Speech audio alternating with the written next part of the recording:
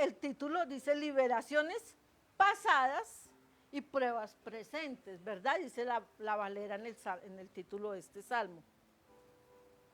Entonces decía yo, Señor, es nuestro presente, así, de continuo estamos en esa condición.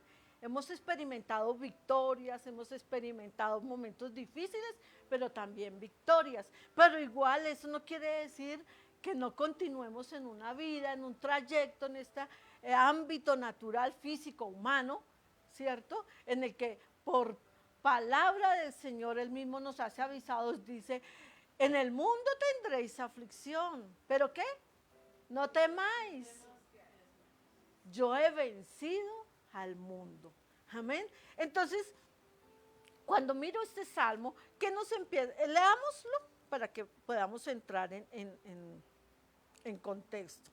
Dice, oh Dios, yo lo estoy leyendo en la versión internacional, pero ustedes lo pueden leer ahí. Dice, oh Dios, nuestros oídos han oído y nuestros padres nos han contado las proezas que realizaste en sus días en aquellos tiempos pasados. Con tu mano echaste fuera a las naciones y en su lugar estableciste a nuestros padres. Aplastaste a aquellos pueblos y a nuestros padres los hiciste prosperar. Porque no fue su espada la que conquistó la tierra, ni fue su brazo el que les dio la victoria. Fue tu brazo, tu mano derecha, fue la luz de tu rostro. ¿Por qué? Porque tú los amabas. Dice, solo tú eres mi rey y mi Dios. Decreta las victorias de Jacob. Por ti derrotamos a nuestros enemigos, en tu nombre aplastamos a nuestros agresores. Yo no confío en mi arco, ni puede mi espada darme la victoria. Tú nos das la victoria sobre nuestros enemigos y dejas en vergüenza a nuestros adversarios. Por siempre nos gloriaremos en Dios, por siempre alabaremos tu nombre. Pero ahora, ¿sí? Mire, dice, pero ahora nos has rechazado y humillado y ya no sales con nuestros ejércitos, o sea, momentos de aflicción. Dice, nos hiciste retroceder ante el enemigo, nos han saqueado nuestros adversarios, cual si fuéramos ovejas, nos han entregado para que nos devoren, nos has dispersado entre las naciones. Tiempos difíciles. Han vendido a tu pueblo muy barato y nada has ganado con su venta. Has puesto en ridículo ante nuestros vecinos, nos has puesto en ridículo ante nuestros vecinos. ¿Le parece a usted algo conocida esta? Yo me acuerdo de Rosita que nos contaba una de sus travesías cuando salía a evangelizar y la respuesta que le daban, ¿cierto? Y yo creo que esto nos ha pasado en cierta manera a todos cuando nos mantenemos firmes y sabemos y siempre estamos declarando quién es nuestro Dios y nuestro Señor. Aquí a David no fue ajeno a eso, ¿cierto?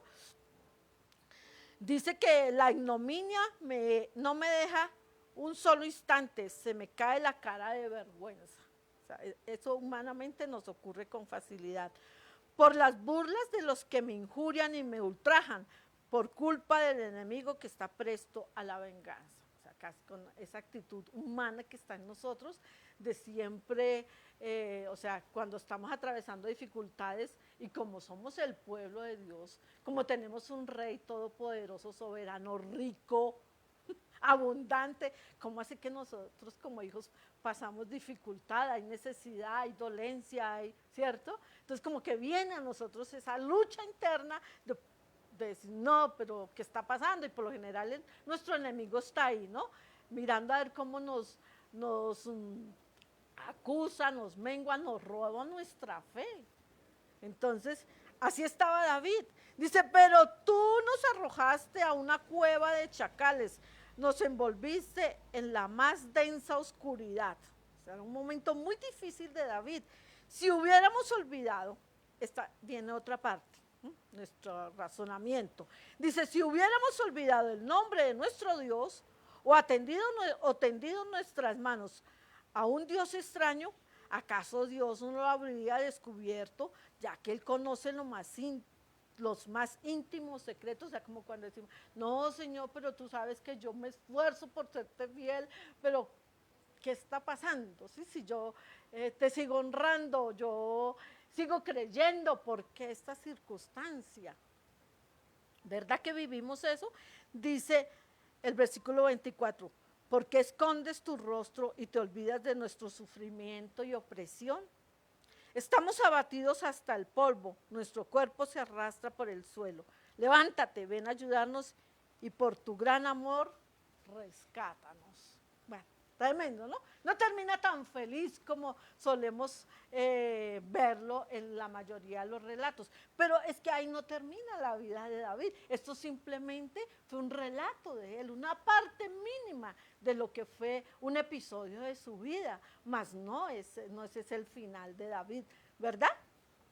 Por lo cual nosotros podemos refugiarnos más bien y agarrar lo que de él, de lo que esto que David nos cuenta en este salmo, para nosotros a revestirnos de lo que necesitamos para, al igual que David, continuar nuestro proceso, pero siempre teniendo la certeza de la victoria. Amén.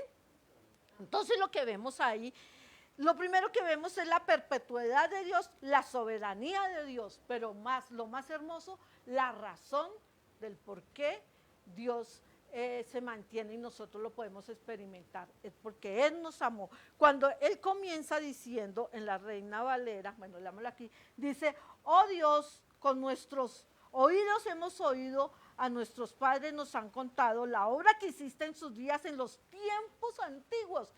O sea, ¿qué nos enseña esto? Que Dios es el mismo ayer, hoy y para siempre. Y nosotros, así como ellos declaraban, como David declaraba esto, nosotros también, y mayor aún, porque David fue antes del Señor Jesucristo, nosotros somos después de ese. Entonces, mayores razones tenemos que la que David tenía para ver cómo se desenvuelve y cómo él se levanta de ese lugar y cómo sale de esa condición. Y no solo él, sino todo un pueblo, toda una nación. O sea, esto no es solamente para nosotros, esto es de lo que el Señor nos quiere revestir para que seamos generaciones que transicionales en nuestra fe, en nuestra confianza, en nuestra seguridad como pueblo de Dios, en victoria. Amén. Lo segundo que vemos ahí, bueno, pero es muy importante, por eso yo le recalcaba ahí cuando dice al final, ¿por qué? ¿Por qué? Porque nos amaste, porque nos ama, no es por nuestra fuerza, no es porque seamos esa iglesia, esos hijos, esas vasijas de tanta honra, porque ayunamos 3 veces a la semana, porque diezmamos, porque nos congregamos. No, no es por nuestra fuerza, es por la gracia de Él, por el amor de Él, por el favor de Él. Para que no nos envanezcamos, para que como la palabra, textos muchísimo más adelante dice, y mire, ¿sí? Que el que crea estar firme, mire que no caiga. Sino que siempre tengamos presente que todo es por la gracia, la misericordia, el favor, el amor de Él, lo que sea. Amén. Continuamos viendo ahí del versículo 4 al 8, encontraba yo esa necesidad de identificarme quién soy. Dice, en el versículo 4 dice, tú, oh Dios, eres mi rey. O sea que yo soy ¿quién? Un príncipe. ¿Sí? Eso es. Si yo no me considero así, a pesar de lo que mis padres me han dicho, como decía aquí David, a pesar de lo que he visto, lo que he oído, lo que puedo palpar aquí, porque está la voz de Dios, si yo no me considero ese príncipe del reino, entonces con mucha dificultad voy a poder superar todas esas aflicciones que el mismo Jesús nos anunció. En el mundo tendréis aflicción. Esto no es desconocido para nosotros. De pronto el evangelio o la doctrina que por algún tiempo escuchamos o nos quisieron filtrar, o la que hoy se filtra, es de que no, tú eres el hijo del rey, tienes que vivir como él y todo sobre un tapete de rosas. No es así, porque con esa información es que muchos resbalan, caen, se devuelven. Pero la verdad de la doctrina que el Señor nos deja es que en verdad en el mundo tendremos aflicción, pero que podemos estar confiados porque Él ya venció al mundo. O sea, es increíble. ¿De dónde entonces es que proviene la aflicción? ¿Qué es lo que nos genera a nosotros la aflicción? Las cosas del mundo. ¿Cuándo se entristece usted? Yo como padre por muchos años viví entristecida y afligida porque no tenía todas las cosas materiales que mis hijos yo creía necesitaban. Y peleaba con Dios, peleaba conmigo, peleaba con mi esposo, peleaba con el que se me pusiera por delante porque me afligía. Y es que ese es el problema de la aflicción cuando la dejamos ahí. Que después se convierte en amargura, en resentimiento, y por eso hoy la humanidad es una humanidad resentida. El mundo le debe a cada uno, Dios está en deuda con ellos, resentida. ¿Por qué? Porque dejamos que esa aflicción se tomara ese lugar de amargura, de resentimiento que lleva a la rebeldía, porque siempre tiene que haber un culpable fuera de mí. O sea, todo el mundo tiene la culpa de todo lo que yo vivo menos yo. Entonces, ahí es cuando podemos nosotros mirar que en todo tiempo el Señor quiere que nosotros estemos, si vivimos tiempos, esos tiempos de aflicción, o sea, tienen diferentes razones. Y yo les encontré 3.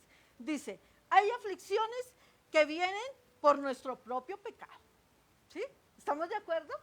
¿Usted cree que es así? ¿Lo reconoce así? ¿Sí? Amén. Es que eso es importante, ¿cierto? Pero también hay aflicciones que suceden porque estamos en un mundo caído y lleno de enfermedades y de personas caídas, o sea, de pecado. Pero también hay aflicciones o pruebas que Dios está dispuesto, que Dios está disponiendo a que nosotros como hijos del Rey, como pueblo suyo, como su nación santa, ¿cierto? Experimentemos, porque Él desea que nosotros crezcamos, que maduremos, que nos fortalezcamos, que no seamos esos hijos de un rey que somos de azúcar y de papel, que cualquier gotica de agua nos derrite, cualquier sol nos derrite, o sea, cualquier cosa nos derrite, sino que seamos, así como dice la palabra, ese cántico que hace poco exclamábamos, ¿sí? Sino que el Dios de toda gracia, ¿sí? Nos fortalezca, nos establezca, nos perfeccione, de tal manera que podamos ser en verdad y vivir y experimentar esa vida de príncipes, en tanto que Él nos lleva a su reino. Amén. Con aflicciones y todo, ¿sí? Pero seguimos siendo hijos del Rey. Amén. Porque aquí nos permite ver nuestra condición humana, que es, como decía aquí, cuando vienen esas pruebas, porque estamos en medio de un mundo caído, de un mundo muy, o sea, definición, alejado de Dios. Es eso. Entonces, es cuando experimentamos para con Dios y nosotros siendo hijos de ese rey, pero también estamos, cuando Él dice, en el mundo tendréis aflicción, pero no temáis, yo he vencido al mundo. Él no dice, yo he vencido la aflicción, Él no dice, yo no he vencido tus debilidades, ha vencido al mundo. Y es que yo tengo que saber qué es eso, o sea, ya Él, cuando Él nos dice que nosotros no seamos esclavos del amor y de las cosas del mundo, porque todo esto es pasajero. Ahora, todo lo del mundo no es malo, ¿verdad? Igual el Señor creó todas las cosas para beneficio nuestro. Pero cuando esas cosas nos generan aflicción, entonces ya toma otro tinte. Pero el Señor Jesús ya eso lo conquistó. Entonces, pero cuando nosotros vivimos como esos niños, ¿cierto? Esos niños que cuando tenemos a un Dios, a un papá, que nos da todo, cuando nosotros queremos, entonces ahí lo amamos y lo queremos y tenemos, Él es nuestro héroe, sí, Él es lo máximo. Pero cuando ese papá nos empieza a formar y no tenemos todo lo que en nuestra necedad queremos, entonces somos como esos niños, ya no te quiero, tú eres malo, tú no me amas, ¿sí? ¿En dónde estás? Tú no es que eres mi papá, tú no es que lo tienes todo como los niños, ¿sí? Nosotros fuimos niños, tenemos niños o tuvimos niños, ya nuestros hijos están grandes, pero igual, o sea, esa actitud de niño que normalmente, aún siendo de años, tenemos a veces esas actitudes con nuestro padre, ¿sí? Que cuando no está todo bien, entonces es que creemos que no nos ama. Todo lo contrario, son procesos, episodios en la vida en que se está mostrando mayormente su amor para con nosotros, de que a pesar de que somos débiles, no en vano la palabra nos enseña, diga el débil, fuerte soy. Porque a pesar de que tenemos esas luchas en nuestro interior, podemos tener la certeza, la confianza, la seguridad de que si venimos a Él, de Él tomaremos todo lo que necesitamos para ser fuertes. Amén. Y bueno, entonces ahí se manifiesta esa actitud de queja, de pregunta, de cuestionamiento a Dios en esos siguientes 8 versículos. Pero del 17 al 26 nos recuerda, volvemos al principio, las palabras del Señor Jesucristo, cuando Él dice que los entregó, o sea, mejor dicho, regalados salían caros. Dice, nos regalaste y nos diste sin precio. O sea, ¿ustedes han dicho eso? ¿O han escuchado eso? Regalados son caros. Pareciera que David así se hubiera sentido en ese momento. Pero no, todo estaba dentro del plan divino y perfecto de Dios para esa forjación de un carácter, de un hijo del rey, así como en David también en nosotros, que podemos contar con la victoria. Y entonces aquí es cuando encontramos en Juan 16:33, no lo busquen, es cuando dice el Señor Jesucristo, que aún aunque vivamos mucha aflicción, podemos estar confiados porque Él ya la vivió. Amén. Que muchas son las aflicciones del justo, dice el Salmo 34:19, muchas son las aflicciones del justo, pero de todas ellas nos librará nuestro Señor y Dios Jehová. Amén.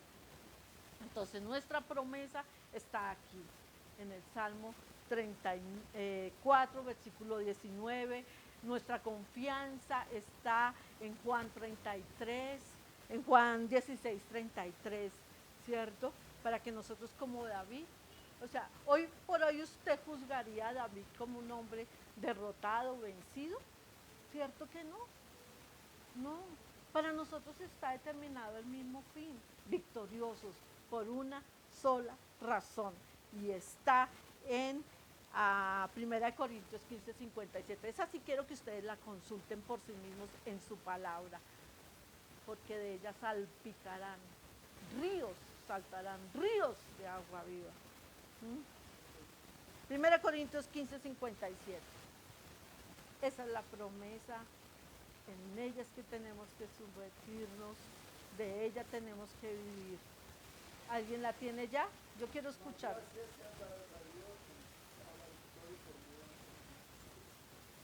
Amén. Esa es la razón, esa es la promesa, eso genera en nosotros la total, plena confianza en que no estamos solos y que de todas nuestras aflicciones Él nos sacará. Que la victoria, recordemos, también es un regalo, como la salvación y la vida eterna. También la victoria viene incluida en ese paquete y esa victoria nos la ha dado el Señor. Amén. Así que podemos vivir con la certeza de esa victoria y que ninguna aflicción se establezca para que venga y haga en nosotros tierra árida y tierra seca, sino que seamos esa tierra de bendición, esa tierra deseable, esa tierra que da mucho y buen fruto, todos para la adoración y la alabanza de nuestro Dios y Padre. Amén. ¿Les gusta la reflexión de esta mañana? Amén. más que de gusto, es de poder y de autoridad para que vivamos en ella. Bienvenido, pastor. Buenos días, ¿cómo están? ¿Qué tal, mis amados? ¿Cómo les ha ido? ¿Cómo están de hermosos ustedes? No sé si es que estoy encandilado por el sol o por su belleza, O por la camisa. por la camisa o por esa sonrisa que tienen sus labios. Deje ver esa sonrisa. Por la camisa.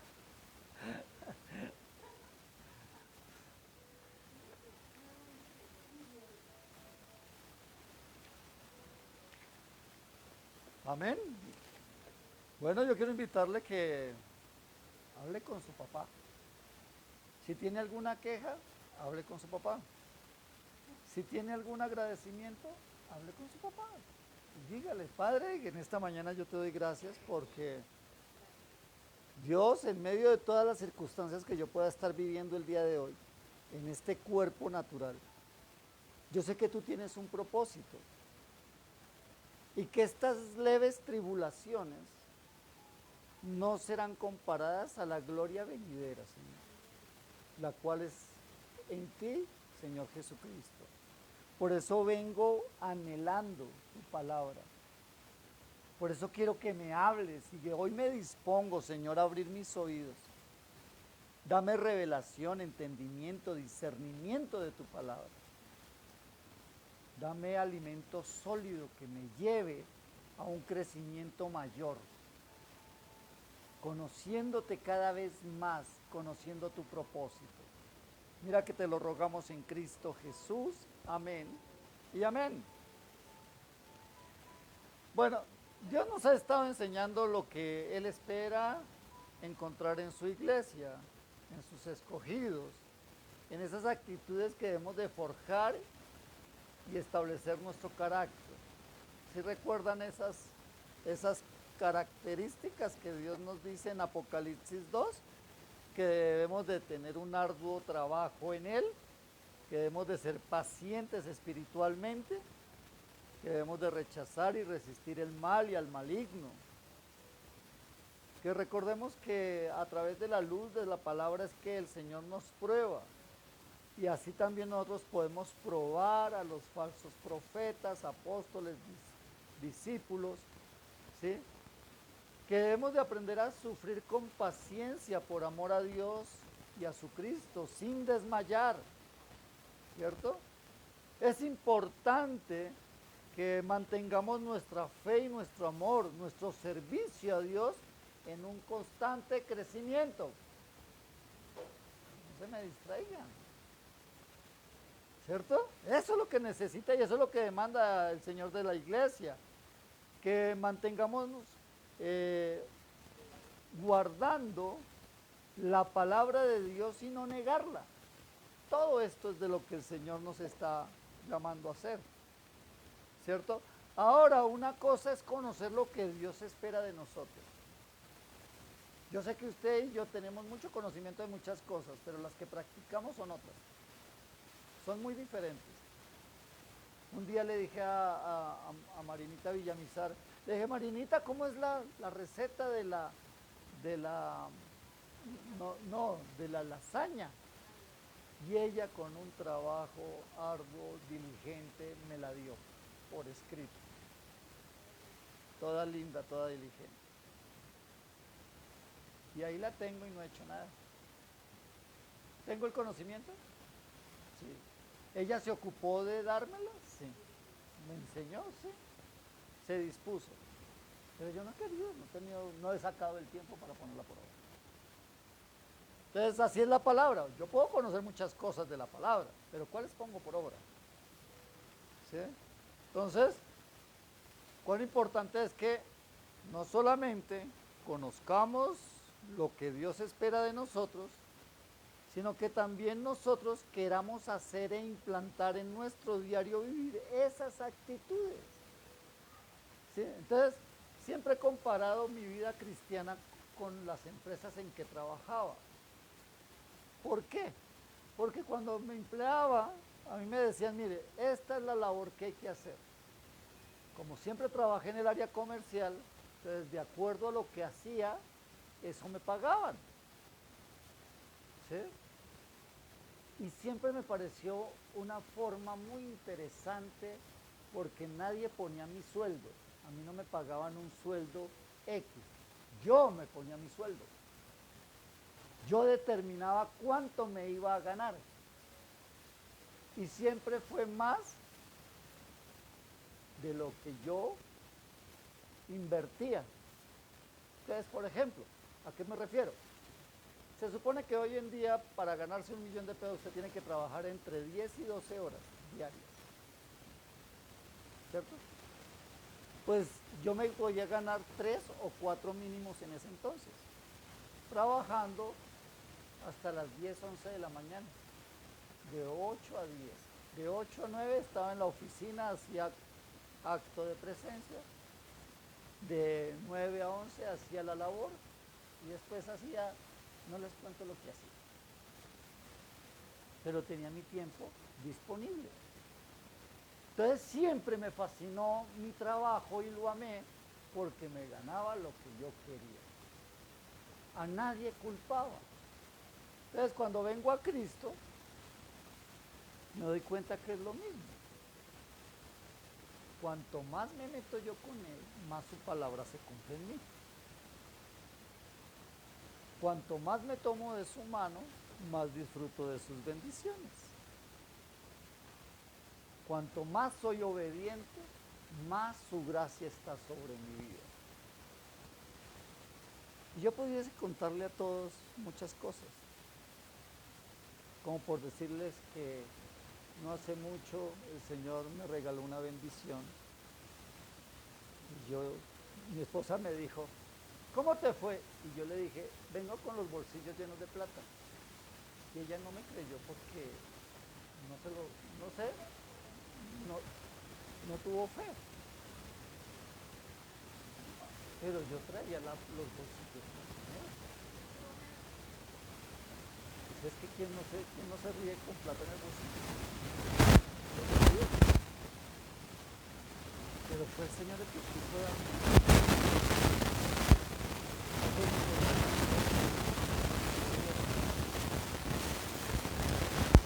Y pude cumplir compromisos. ¿Por qué? ¿Y eso a qué me lleva? Mis hijos cuando estaban pequeñitos tenían una costumbre y me fascinaba. Y era que cuando tenían como 3 añitos, cada uno se me abrazaba en las piernas, uno en cada pierna. Pues yo los caminaba, yo tenía aliento y todo eso, los caminaba. Y fueron creciendo y seguían con la misma costumbre. ¿Sí? Hubo un momento en que ya no podía, yo les decía, ya, no me dejan caminar. Pero así hago. Yo quiero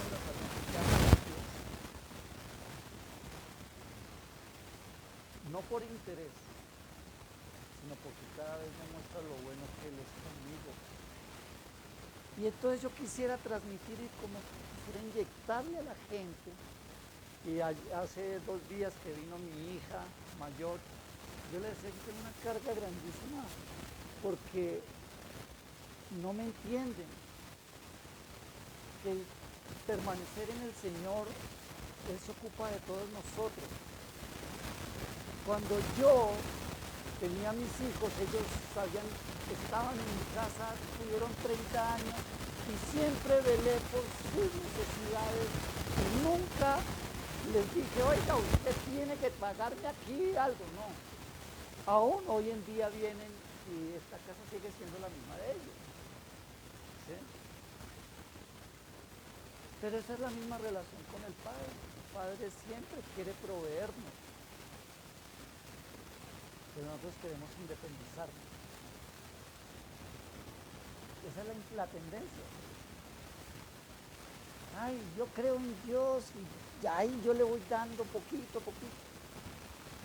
Ese no es.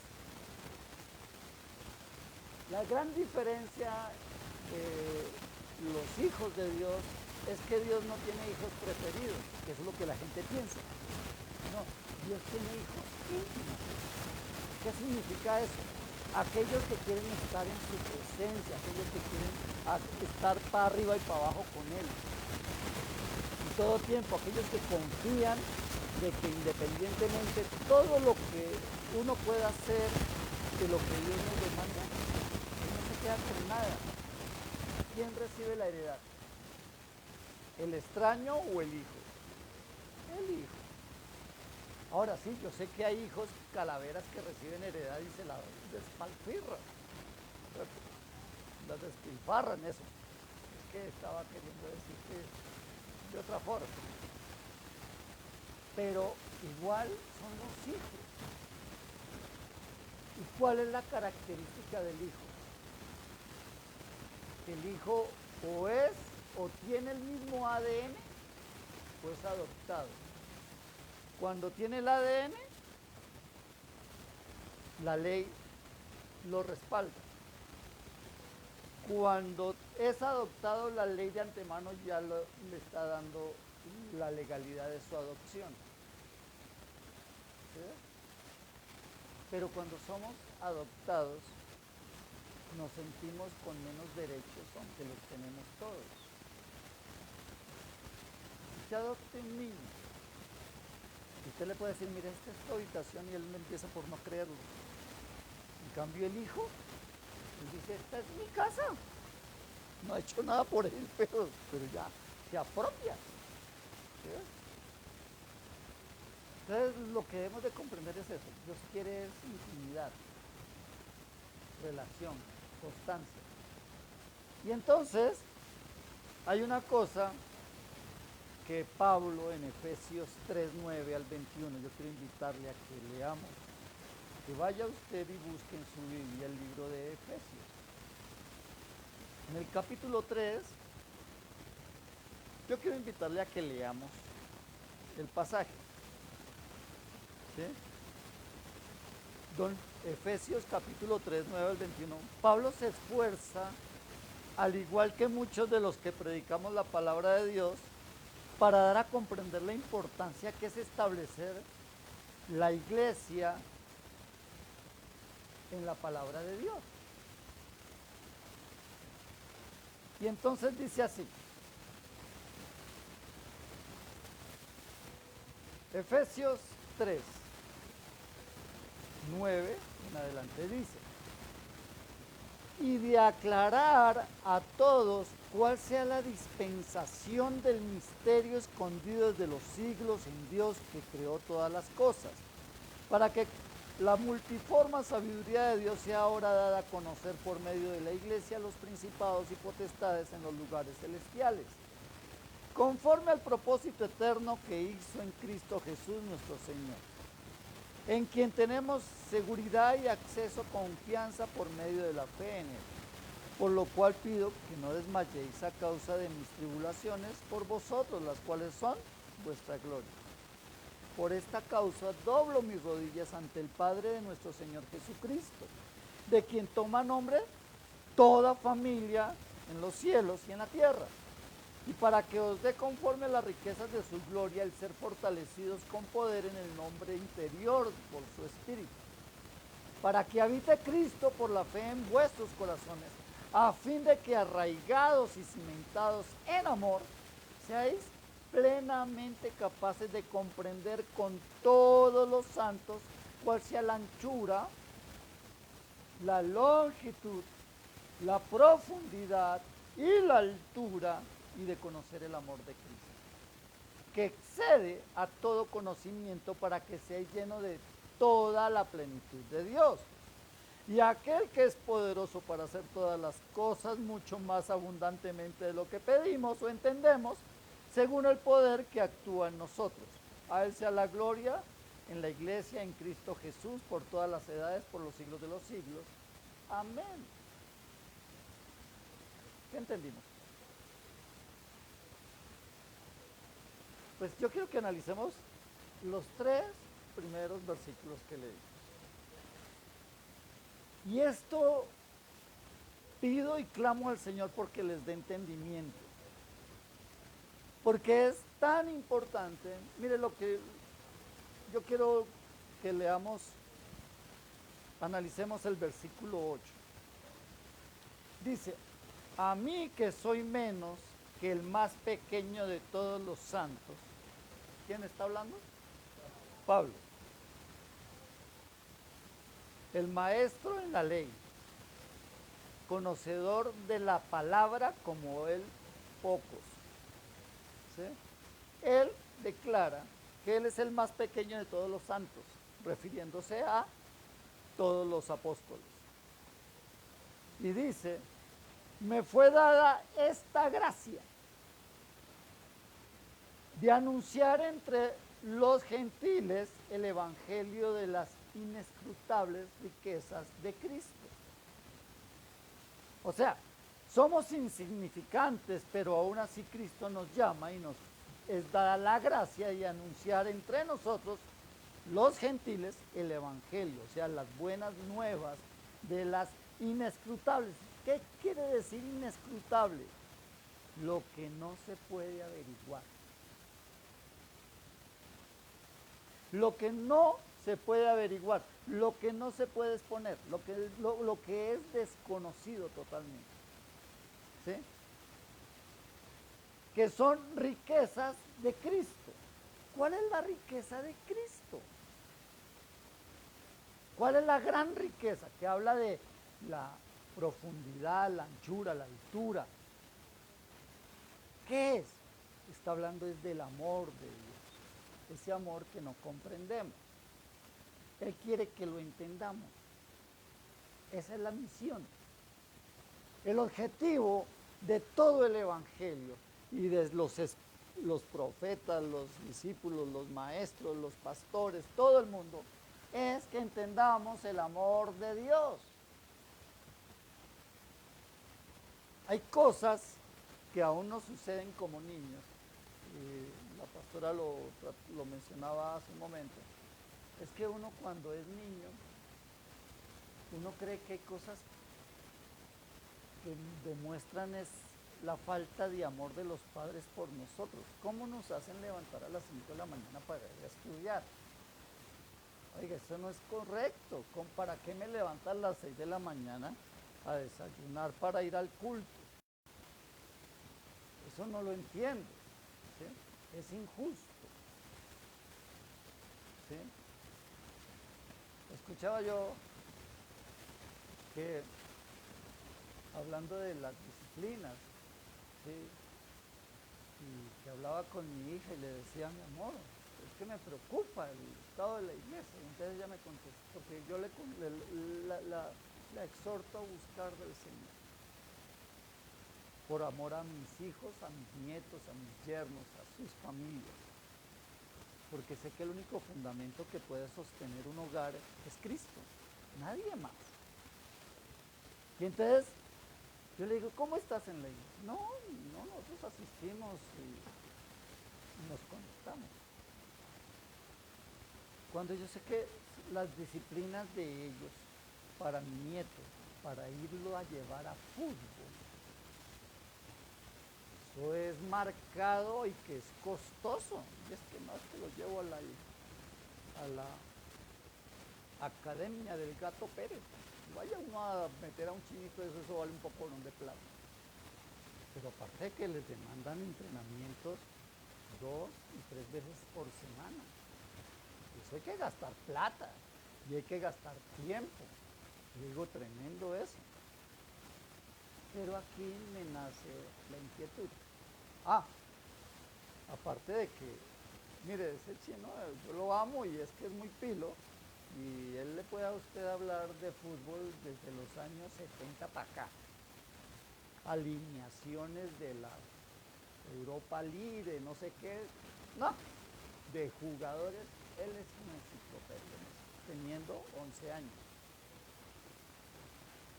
Y claro, tiene su Xbox, es un duro para jugar fútbol en línea, en presente y como sea.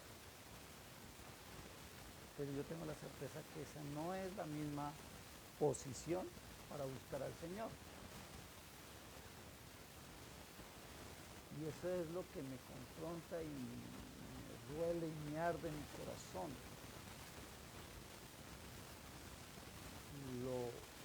no lo juzgue, lo confronte. Y así como lo hago con mis hijos, se lo digo a la iglesia. Porque ¿cómo pretendemos entrar al reino de los cielos haciendo tan poquito? Y cuando eso poquito, lo hacemos a media. Cuando el Señor lo que requiere y desea es darnos a revelar su amor. Y si nosotros, a cambio de pensar que ¿a quién no le gusta ser amado? A todos. Pero es que el problema del amor de Dios no es como nosotros nos lo imaginamos. El amor de Dios consiste en que Él quiere tenernos juntamente con Él para reinar eternamente su reino. Esa es la visión de su amor. Pero nosotros tenemos una visión diferente. Es que nos apachuchen, que nos digan que sí a todo, que nos den todo lo que queremos, que nos ayuden a conquistar este mundo para que podamos sacar pecho delante de los demás y para que podamos decir que somos hijos del Rey de Reyes. En esa visión tan encontrada, tan difícil, es que Pablo, al igual que muchos de los que enseñamos la palabra, se esfuerza para traernos el que podamos entenderlo. Y entonces él lo hace con humildad diciendo, mire, yo no soy gran cosa, yo soy el más pequeño de todos, pero yo tengo claro, ¿sí?, que he sido llamado y nos fue dada la gracia de anunciar entre nosotros y entre ustedes, nosotros los gentiles, el Evangelio, las buenas nuevas de las inescrutables riquezas de Cristo, que es su amor por nosotros. ¿Sí? Luego dice, y de aclarar a todos cuál sea la dispensación. ¿Qué es una dispensación? Una dispensación es una excepción que se hace a lo ordenado por ley. O sea, la ley dice que no estacionen los andenes. La dispensación sería, pero el pastor Ricardo, dejémoslo que se cuadre ahí. Esa es una dispensación. Pero la dispensación de Dios es mucho más grande, porque se refiere a que la paga del pecado es muerte, pero su dádiva es vida y vida eterna. Esa es su dispensación. Por lo cual no somos juzgados como pecadores, sino como redimidos por la dispensación que Dios ha hecho. Ahí parte el amor de Dios, que no nos da lo que merecemos, sino que nos da su gracia y su amor, su perdón y misericordia. Ahí parte, pero eso no lo entendemos. ¿Por qué? Porque no sentimos que merecemos todo. Que como decía la pastora, a veces decimos, Señor, ¿por qué? ¿Por qué permites esto? ¿Por qué aquello? ¿Por qué no me das? ¿Por qué lo hacemos? ¿Por qué reclamamos? Porque creemos que merecemos todo. Uno no reclama cuando sabe que no merece. Uno reclama porque cree merecer. Pero recuerdan que cuando leíamos la palabra en Apocalipsis, le dice a una de las iglesias, tú crees ser rico, pero tú eres un pobre, miserable, ciego. Y le dice, compra colirios para tus ojos. Y cambia tus vestiduras. Tremendo. Ese es el amor. O sea, hay gente que no le gusta que le diga la verdad. ¿Por qué? Porque prefieren que les soben el hombro, que los admiren cuando en realidad no son dignos de admiración. Pero díganles la verdad y se ponen bravos, ¿cierto? Esa es la tendencia. Pero no hay mayor amor en que nos digan la verdad, sino que nos engañen. No hay mayor amor cuando te dicen la verdad, cuando nos dicen estás equivocado. Estás errado. Tú no conoces a Dios. Nos sentimos ofendidos. ¿Quién es usted para señalar? Que yo no lo estoy juzgando. Yo le estoy confrontando y diciendo que la palabra nos enseña esto. Eso es lo que debemos de comprender. Eso es amor. El Señor dice, Proverbios 3, 11, 12, Hijo mío, no menosprecies la disciplina del Señor, porque el Señor al que ama, corrige como el Padre al Hijo a quien ama. El amor es sinónimo de corrección, de disciplina, de establecer principios. ¿Por qué estamos viviendo en la edad, en la época, en la generación de cristal? No les gusta que les digan eso, pero es verdad. Se ofenden por nada, no resisten nada. Se sienten merecedores de todo.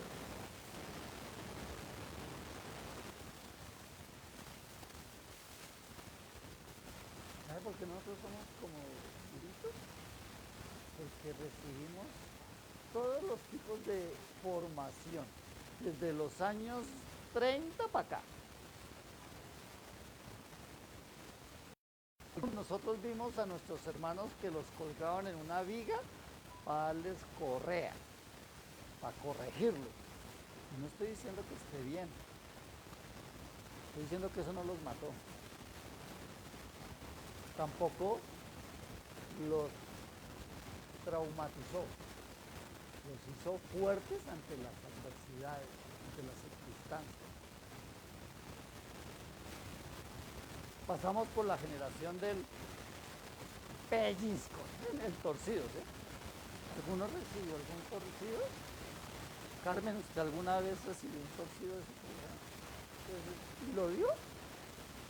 No. Ay, yo no sé, yo lo dudo por ahí. Desde que cogí ahí, que se quede quieto. Y es que como que iban apretando en la misma medida, ¿cierto? ¿Cierto? ¿Cierto que era así? Que cogían y le hacían tan y empezaban a darle la vuelta como si le subieran el volumen al radio. Pasamos por ahí y aquí estamos.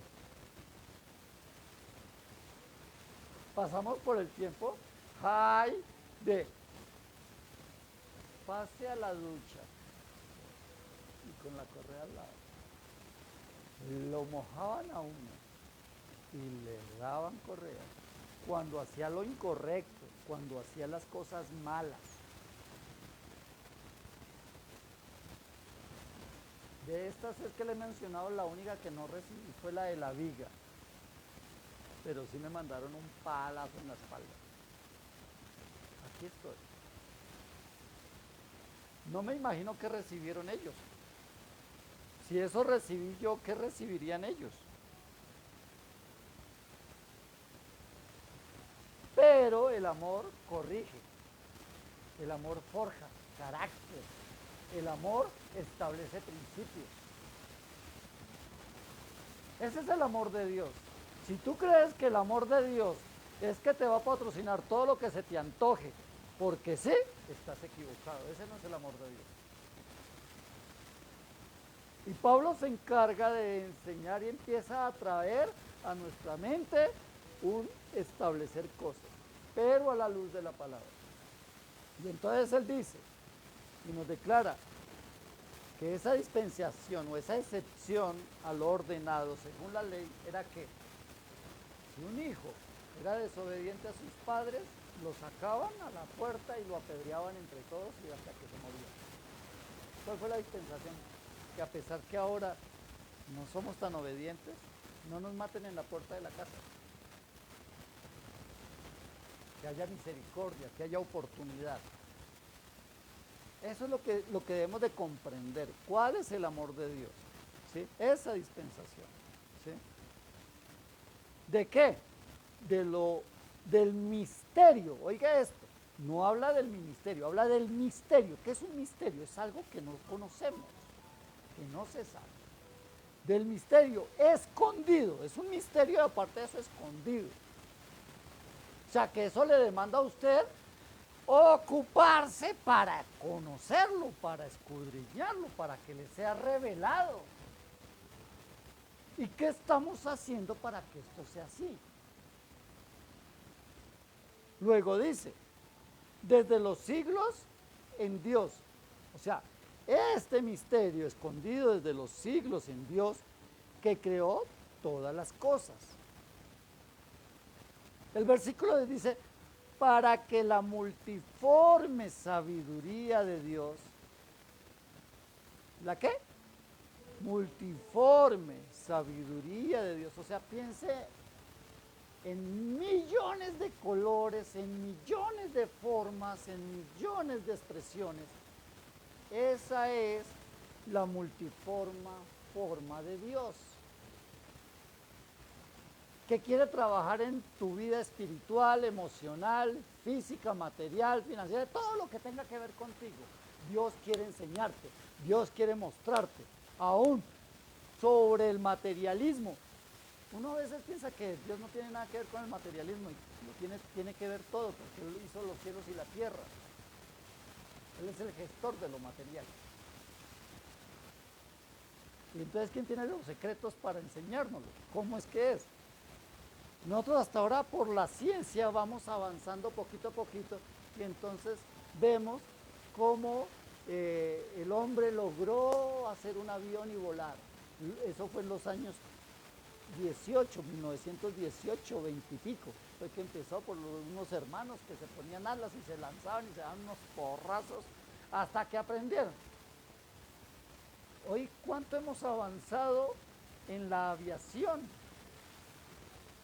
A tal punto que hemos llegado a la luna, pero no hemos alcanzado ni siquiera la pequeña mínima forma de lo que Dios enseñó cuando envió que vinieran carros de fuego a levantar a Elías y se lo llevaran.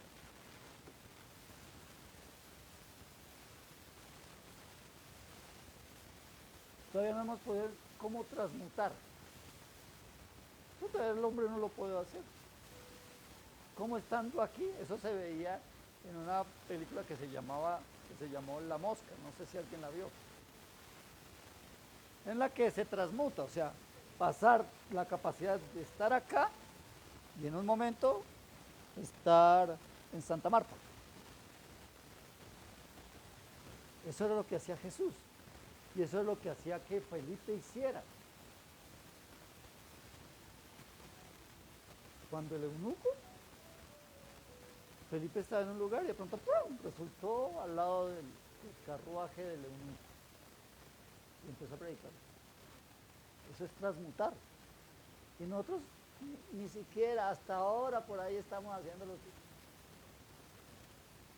Esas son las cosas secretas que Dios tiene para muchas áreas de nuestra vida, pero que no entenderemos mientras que nuestra mente sea natural, porque lo natural tiene el efecto embudo. Lo natural hace esta operación en la mente del hombre, la reduce. Lo espiritual hace la forma contraria, la engrandece. Cuando usted mira la palabra, entonces el Señor, ¿de qué nos está hablando? Que Él quiere darnos a revelar la multiforme sabiduría de Dios para que sea ahora dada a conocer. Él quiere darnos a conocer eso que es imposible que un hombre lo enseñe a otro hombre, porque no está en la capacidad, tiene que ser de parte de Dios, y eso es lo que Él quiere enseñarnos, ¿sí? Y dice, para que la demos a conocer por medio de la iglesia. ¿A quién? Léalo, por favor. ¿A dónde nos quiere mandar a enseñar a quién? Quiere mandar a la iglesia a enseñarle a principados y a potestades en los lugares celestiales. Y usted está pensando en que lo haga rico aquí. ¿Para qué? ¿Cómo para qué? Si la visión de Él es que nosotros, su iglesia, sus hijos, su pueblo, vayamos a los lugares celestiales a enseñarles a los principados y a las potestades quién es el Padre. Se supone que ellos saben. ¿A qué se refieren a los principados y potestades? Príncipes, principados, potestades, pero también habla en lugares celestes. Allá no pueden ser, no podemos estar hablando de reyes naturales o reyes hombres. Son entes espirituales.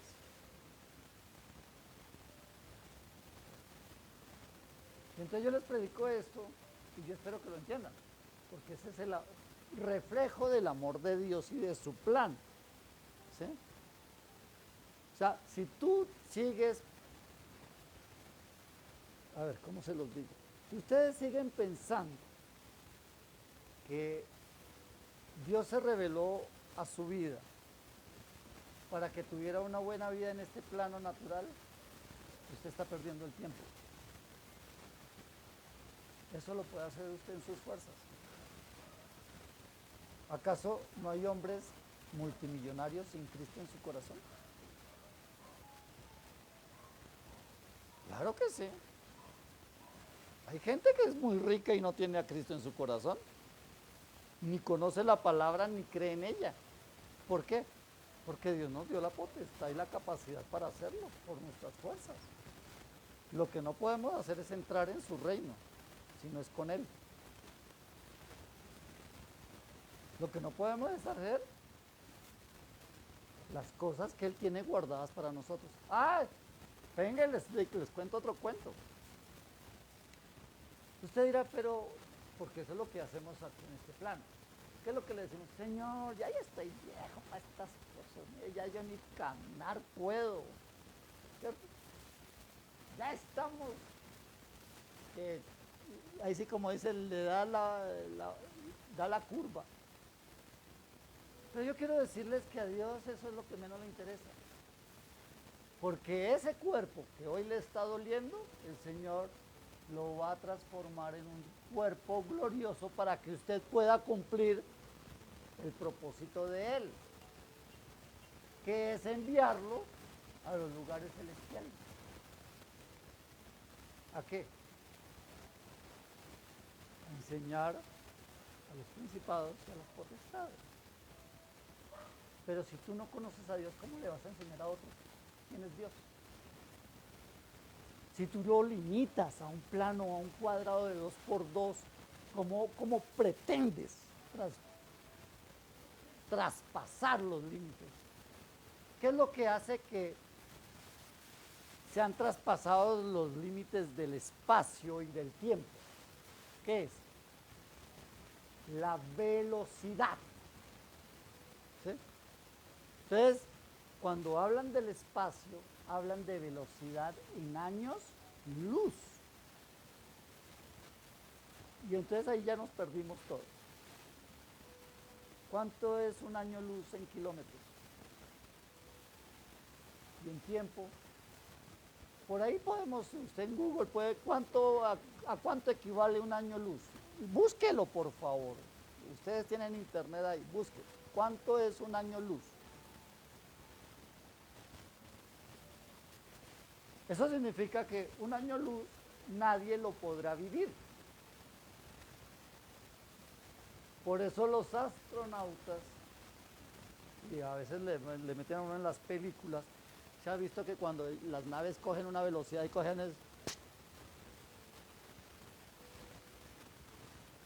esa es la velocidad en la que se mueve Dios. Por eso Él es el principio y el fin. Y en Él todo es un constante.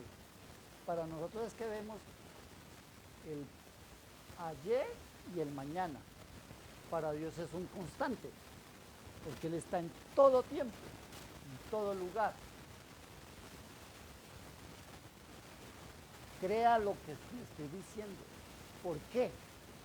porque si no, seguirá usted pensando en Dios en una forma limitada que no le va a permitir tener la esperanza y la fe de que este cuerpo natural podrá irse a la tumba, pero usted ha sido sellado para cumplir un propósito eterno. Y no acá en la tierra, porque esta tierra desaparecerá. Dice, cielo y tierra pasarán.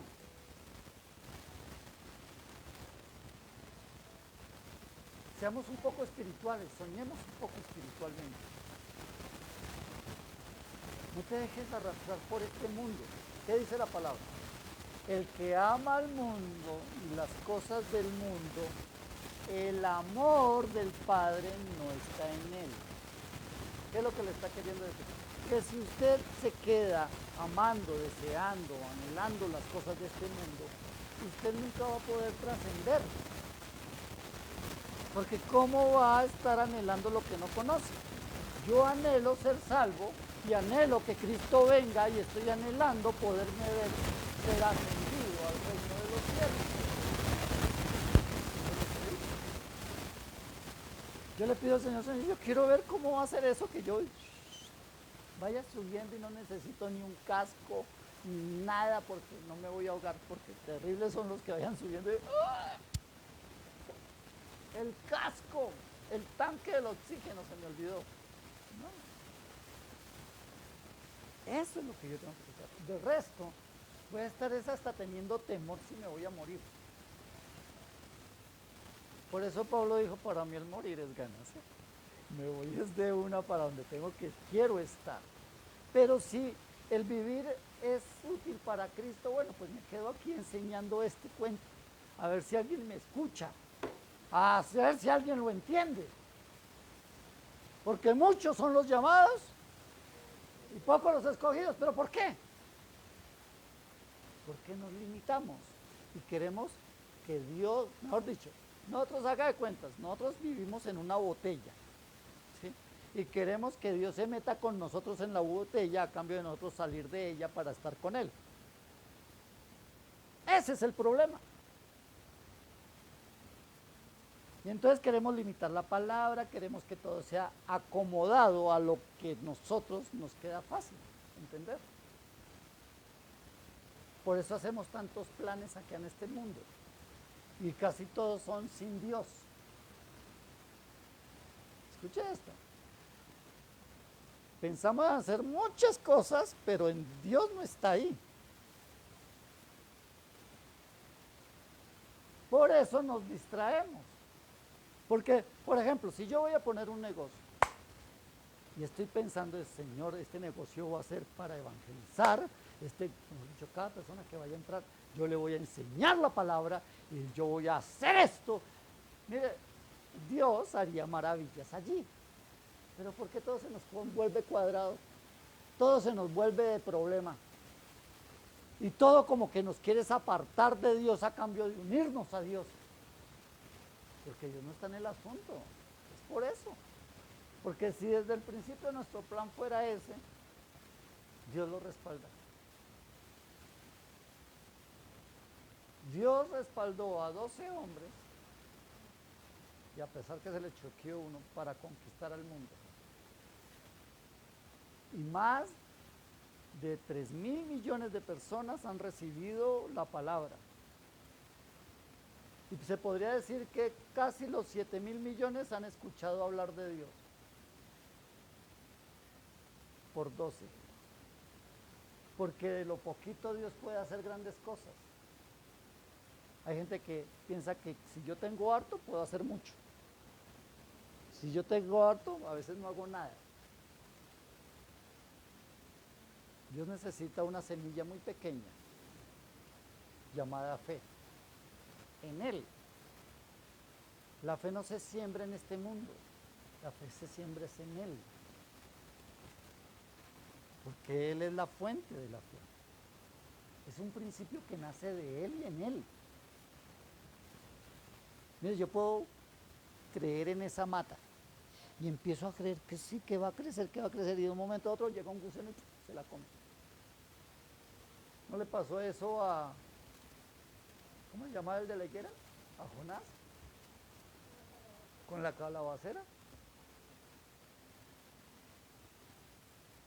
Nuestra fe tiene que ser ahí. Dice, para que a la multiforme sabiduría de Dios sea ahora dada a conocer por medio de la iglesia. ¿Quién es la iglesia? Nosotros, yo soy la iglesia. A los principados y potestades en los lugares celestes. Y quiero dejar hasta ahí porque esto es mucho más. Leímos 14, 15 versículos. Hemos hablado de 3. Y yo sé que todavía no se asientan en su cabeza ni en su corazón estos 3. Qué rico sería hablar espiritual. Imagínense que nosotros como iglesia deberíamos de reunirnos y decir, cuando estemos sentados en la mesa del Señor en las bodas del Cordero, en el trono de los cielos, viendo los pisos de oro, viendo las paredes de piedras preciosas y de dimensionarnos, porque entonces empezaremos a anhelarlo. Antes no. ¿Recuerdan a Nicodemo y a Jesús? Que Jesús le dijo, Nicodemo, si no nacieres de nuevo, no podrás entrar al reino de los cielos. Y él le dijo, ¿y cómo haré eso? ¿Acaso tendré que volver a meterme en el vientre de mi mamá? Le dijo Nicodemo, si te estoy hablando cosas naturales que tú conoces, no las entiendes, ¿qué tal si te hablara de las celestiales? ¿Sí? Cristo, al morir en la cruz, dijo, consumado es. Él no dejó nada en espera para que nosotros pudiésemos alcanzar el reino. Él lo cumplió todo. El balón está de nuestro lado, como dicen en el argot futbolístico. Nosotros ahora tenemos el balón. Y ese balón es comunión con Dios a través de su palabra, con fe, creyendo. Porque sin fe es imposible agradar a Dios.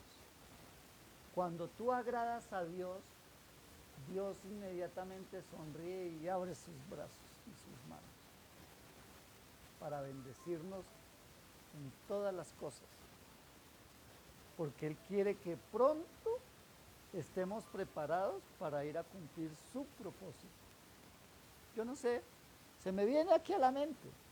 Si yo no sé si a través de este pasaje el Señor quiere restaurar a los ángeles caídos a través de la iglesia, digo yo.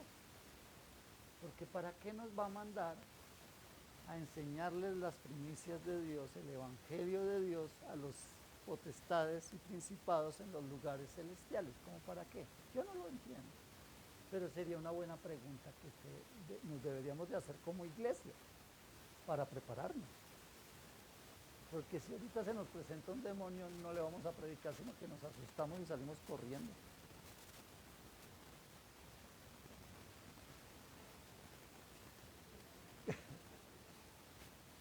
¿Acaso las potestades no vienen? Se nos presentan en ocasiones, se nos para una persona agresiva, violenta. Y uno le pegan con el casco en el carro, se lo vuelven nada.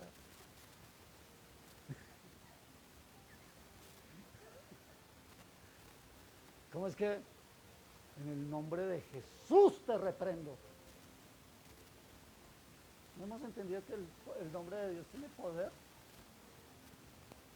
En medio de las potestades del infierno, tú debes de tener la autoridad para pararte firme ante todo lo que pueda generar agresividad contra tu vida, con carácter. Yo no le estoy diciendo que saque el bate y del primer jonrón, no.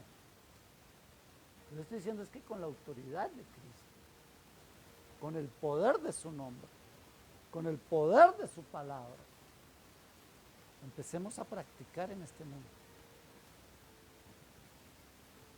La iglesia está llamada a hacer luz en medio de la oscuridad.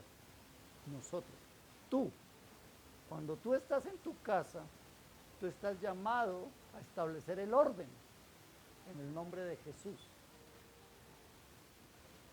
Tú estás llamado a hacer luz en medio de tu casa. No que todos los de tu casa cogen y opaquen la luz y la apaguen. No.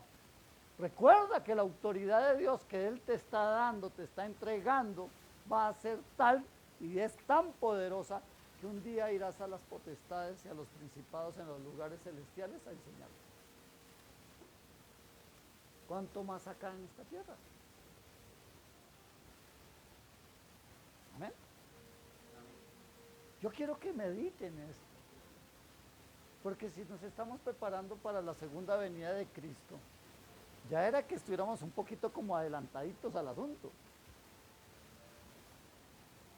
Porque dice la palabra, ¿sí? No lo digo yo, dice la palabra, que cuando Él venga, esta tierra estará en una crisis muy fuerte. Porque Satanás se estará levantando para establecer su principado y su reinado en esta tierra. Y la iglesia tiene que estar preparada para eso. Pero aún más para que tenemos que lograr y llegar a ser allá juntamente con Él. Por lo tanto, debemos de irnos enterando. Amén. Entonces yo quiero invitarle que incline su rostro y oremos. Y si en algo le está abriendo el Señor este espacio para que entendamos un poco más y dejemos de colocar nuestros ojos en este plano natural,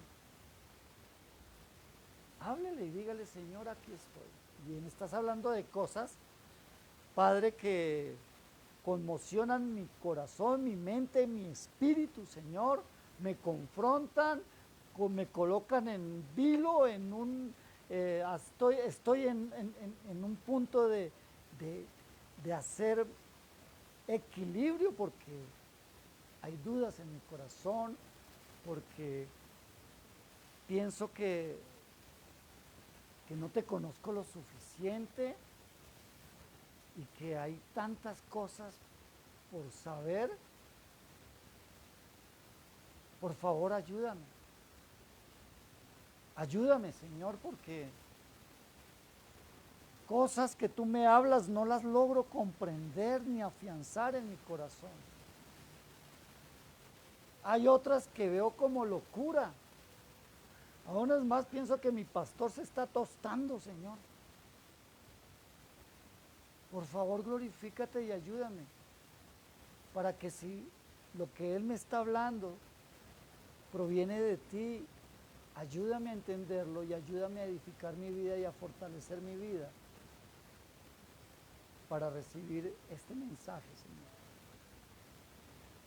Y para obrar en él, para que conforme, Señor, tú nos estás hablando, tú quieres revelarnos cosas grandes y nos has llamado para que establezcamos las buenas nuevas de tu palabra, esas cosas inescrutables, esas riquezas en Cristo Jesús. Ayúdame, Dios, para aclarar mi mente, mi corazón, y para que también pueda aclararle a otros cuál sea esa dispensación del ministerio escondido desde el principio de la creación en los siglos de parte tuya, tú que creaste todas las cosas, Señor. Ayúdame a comprender en algo la multiforma de tu expresión, de tu sabiduría, Dios. Y así estar yo preparado con el conocimiento suficiente, el cual tú quieres desatar sobre tu iglesia. Por favor, glorifícate. Ayúdame, Señor. Ayúdame a entender con fe que todas esas cosas que yo hoy puedo anhelar, ya tú las tienes conquistadas en tu mano, Señor. pero que más importante que lo que yo anhelo es lo que tú deseas. Por favor, ayúdanos, Dios. Mira que te lo rogamos en Cristo Jesús y en el poder de tu Santo Espíritu. Y toda la gloria y toda la honra sea para ti, Padre Santo. Amén y amén. Ahora yo quiero invitarle a todos los que nos siguen por Facebook Live que no falte a las siguientes reuniones dominicales, porque el Señor estará hablándonos de muchas cosas. Así que Dios les bendiga y que Dios les guarde. Y a los que estamos aquí,